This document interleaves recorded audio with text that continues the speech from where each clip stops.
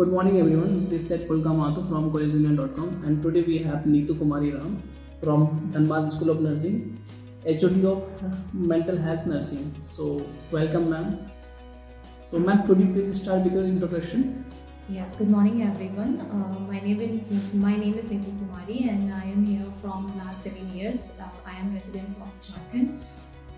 मेरी पढ़ाई मैंने BSc मैंने army institute of nursing Guwahati से पास आउट किया है और उसके बाद फिर मैंने 1 ईयर एक्सपीरियंस लिया जो कि मेरा नारायणा हृदयालय हॉस्पिटल में था, क्लिनिकल एक्सपीरियंस। और उसके बाद फिर मैंने मारवाड़ी मैटरनिटी हॉस्पिटल में भी काम किया है और उसके बाद फिर मैंने मेरा मास्टर्स कंप्लीट किया 2017 में।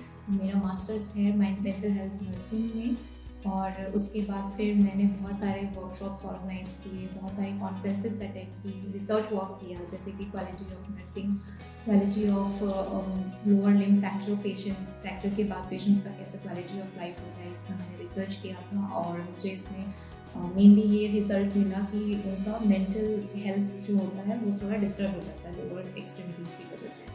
और उसके बाद फिर मैंने बहुत सारे क्लिनिकल एक्सपीरियंस भी लिए, जैसे कि कैंसर इंस्टीट्यूट भी बड़वा गुवाहाटी में है, वहाँ पे मैंने क्लिनिकल एक्सपीरियंस लिया। फिर CMC वेलोर में मैंने क्लिनिकल एक्सपीरियंस लिया, जहाँ पे हम लोग डिफरेंट टाइप्स ऑफ थेरेपीज और ट्रीटमेंट, मेडिकेशन सब कुछ प्रोवाइड करते थे। उसके अलावा हम लोगों ने बहुत सारे मेंटल रिटार्डेड जो बच्चे होते हैं, MR जिन्हें हम बोलते हैं, उन बच्चों के साथ भी हमने डील किया। आशा दीप, ये सारा हेल्थ विजिट्स किया, ओल्ड एज होम्स विजिट किया, बहुत सारी चीज़ें हमने एक्सपीरियंस की है। उसके साथ साथ मैं यहाँ धनबाद स्कूल ऑफ नर्सिंग में 6-7 साल से काम कर रही हूँ as HOD of mental health nursing. और मैं यहाँ पे बच्चों को मेंटल हेल्थ नर्सिंग पढ़ाती हूँ, उसके साथ साथ स्टूडेंट काउंसलिंग भी करती हूँ और साइड मेरा काउंसलिंग सेंटर भी है जहाँ पे मैं काउंसलिंग सर्विसेज प्रोवाइड करती हूँ। उसके अलावा स्टूडेंट्स का साइकोलॉजी पेपर्स का भी मैं क्लासेस लेती हूँ। ग्रेट मैम, आपके पास काफ़ी सालों का एक्सपीरियंस है और आप काफ़ी अच्छा बता रहे हो उसके बारे में, मेंटल हेल्थ नर्सिंग के बारे में काफ़ी सालों से आपने काम किया। तो मेरा पहला क्वेश्चन ये है कि आपके इंस्टीट्यूट में, आपके college Dhanbad school of nursing में ऐसा कौन सा कोर्स न्यूली ओपन हुआ है, न्यूली आया है और वो स्टूडेंट को किस तरह से मतलब वो बेहतर सर्विसेज प्रोवाइड करा रहा है अदर कॉम्पिटिटर के मुकाबले? जैसे कि हमारा धनबाद स्कूल ऑफ नर्सिंग बहुत ही बड़ा और बहुत ही अच्छा इंस्टीट्यूट है जहाँ पर हमेशा स्टूडेंट्स आते रहते हैं, एडमिशन्स लेते हैं और एडमिशन्स होते भी हैं। और ये डिफरेंट इसलिए है क्योंकि यहाँ पे हम बच्चों को थ्योरी के साथ साथ प्रैक्टिकल एक्सपीरियंस भी कराते हैं। जैसे कि हम मेंटल हेल्थ नर्सिंग में स्टूडेंट्स को रांची भेजते हैं, प्रिम पास, जहाँ पे बच्चे अपना सारा क्लिनिकल एक्सपीरियंस लेते हैं, पेशेंट्स के साथ मिलते हैं, उनसे बात करते हैं, उन्हें different types of therapy provide करते हैं, मेंटल स्टेटस हेल्थ असेसमेंट करते हैं। और उसके अलावा यहाँ पे हमारा एक FON लैब है, कम्युनिटी लैब है, वहाँ पे हम स्टूडेंट्स को प्री क्लिनिकल टीचिंग देते हैं। जैसे क्लिनिक्स में एक्सपोज होने से पहले हम उन्हें प्रिपेयर करते हैं कि वो आगे चल के पेशेंट के साथ कैसे डील करेंगे। और उसके अलावा भी हम वर्कशॉप, सेमिनार्स ये सब ऑर्गेनाइज करते हैं। मेरा दूसरा क्वेश्चन आपसे ये है कि कौन कौन से फैक्टर है इस प्रोग्राम में जो आप यहाँ पर जो कराते हो जो स्टूडेंट को सर्वोत्तम बनाता है, उनको एक आगे अलग स्टैंड खड़ा करता है? जैसे कि हमारे धनबाद स्कूल ऑफ नर्सिंग में मैंने पहले भी कहा कि हम यहाँ पे क्लिनिकल्स के साथ साथ प्रैक्टिकल एक्सपीरियंस कराते हैं।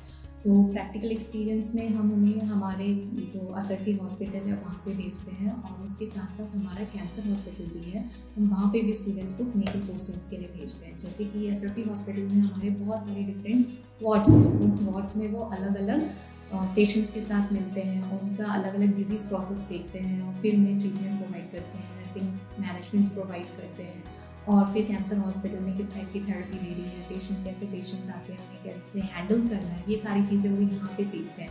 और उसके बाद जब वो आगे फ्यूचर में कहीं और जॉब करने के लिए जाते हैं तो ये उन्हें बहुत ही हेल्प करता है ताकि वो आगे में जो भी पेशेंट आए उन्हें वो अच्छे से केयर देता है। Great. My next question is that what is the best practice in your course are you offering?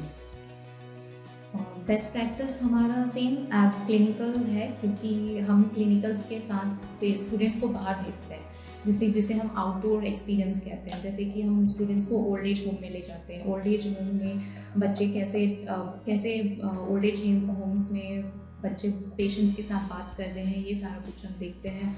और फिर हम उन्हें रांची भी भेजते हैं, जैसे मैंने पहले भी कहा, उन्हें हम रांची भेजते हैं। वहाँ पे वो different types of psychiatric diseases देखते हैं, जैसे कि स्किज़ोफ्रेनिया के पेशेंट्स, उनको वो कैसे हैंडल कर सकते हैं, क्या ट्रीटमेंट लगेगी, कितने दिन का कोर्सेज होते हैं, मेडिसिन वगैरह, ये सारा कुछ वो देखते हैं। तो ये प्रैक्टिस मुझे लगता है हमारे कॉलेज में डिफरेंट है as compare to other colleges, क्योंकि यहाँ पे स्टूडेंट्स जो है उन्हें हम ऑलमोस्ट 1 मंथ के लिए रांची भेजते हैं।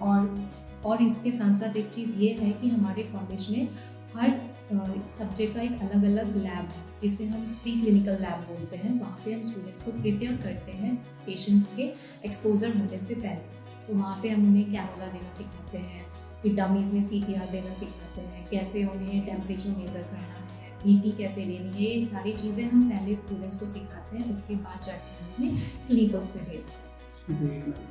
मेरा दूसरा क्वेश्चन आपसे ये है कि जो कोर्स आप लोग परस्यू कराते हो वो स्टूडेंट को किस तरह से फ्यूचर रेडी करता है, इंडस्ट्री एक्सपर्ट किस तरह से बनाता है? जैसे कि हम बहुत सारे सब्जेक्ट्स पढ़ाते हैं, तो फॉर एग्जांपल इसमें बच्चों का नर्सिंग में बहुत सारे ब्रांचेस आजकल ओपन हो गई है, जैसे कार्डिक नर्सिंग हो गई है, फिर आपकी साइकेट्रिक नर्सिंग हो गई है। तो अगर बच्चे जिस फील्ड में इंटरेस्टेड है, फॉर एग्जांपल अगर कोई साइकेट्रिक नर्सिंग आगे कंटिन्यू करना चाहता है, तो वो एज अ टीचर भी बन सकता है और एज अ वो साइकेट्रिक नर्स केयर भी प्रोवाइड कर सकता है। तो उन्हें फॉरेन्स में भी जॉब मिलने के बहुत ज़्यादा चांसेस होते हैं, क्योंकि नर्सिंग ही ऐसा एक प्रोफेशन है जहाँ पे बच्चे जो हैं वो पढ़ने के बाद अपने फॉरेन के लिए भी ट्राई कर सकते हैं। और इनके लिए उन्हें जो हम यहाँ पे पढ़ा रहे हैं वही सारे क्वेश्चंस, वही सारे सब्जेक्ट से रिलेटेड क्वेश्चंस पूछे जाएंगे।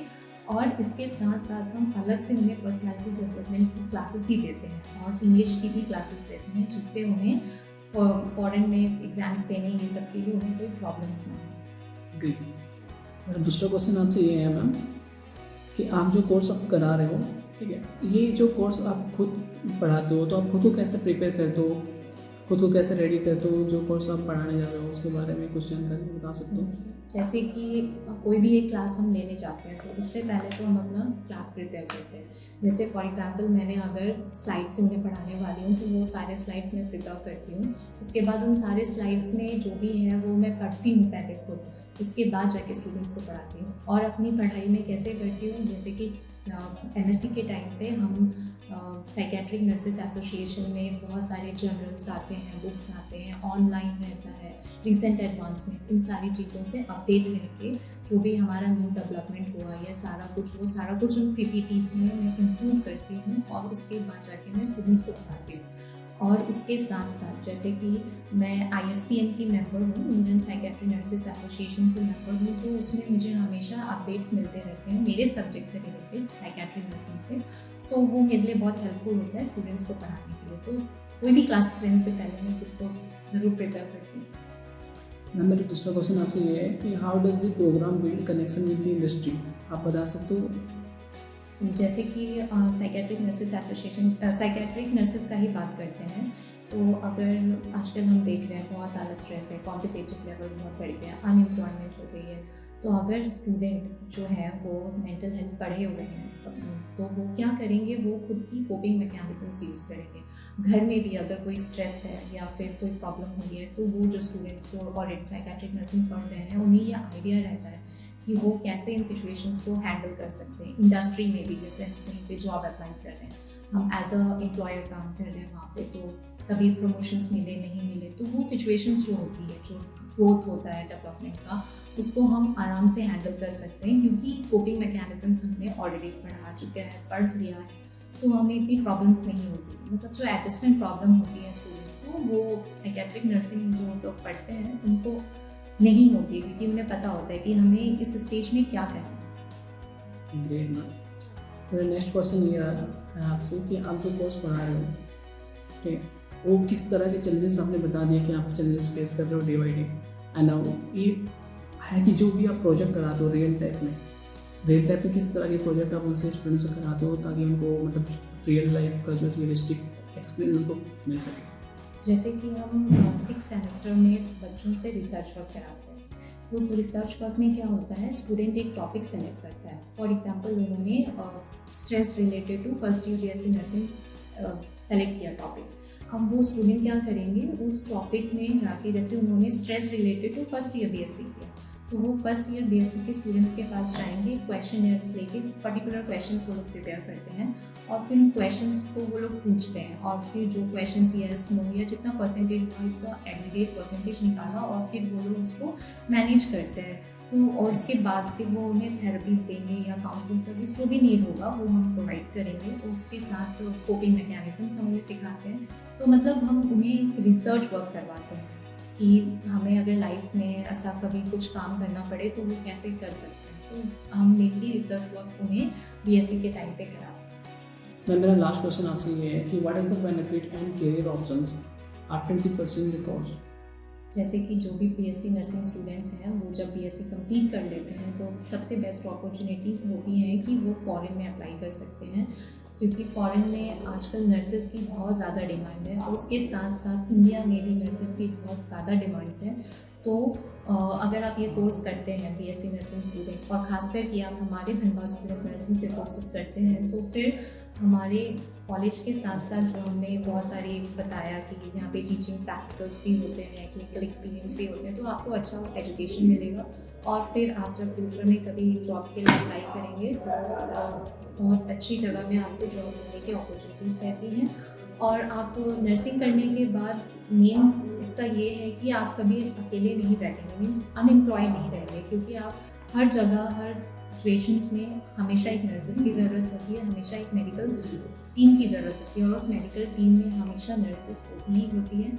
सो ये जो फील्ड है नर्सिंग का ये बहुत ही यूज़फुल है। अगर आप इसे करते हैं तो इन फ्यूचर आपके एम्प्लॉयमेंट के लिए बेस्ट है। Thank you, ma'am. Thank you for be a part of the College Dunia education session. Thank you so much.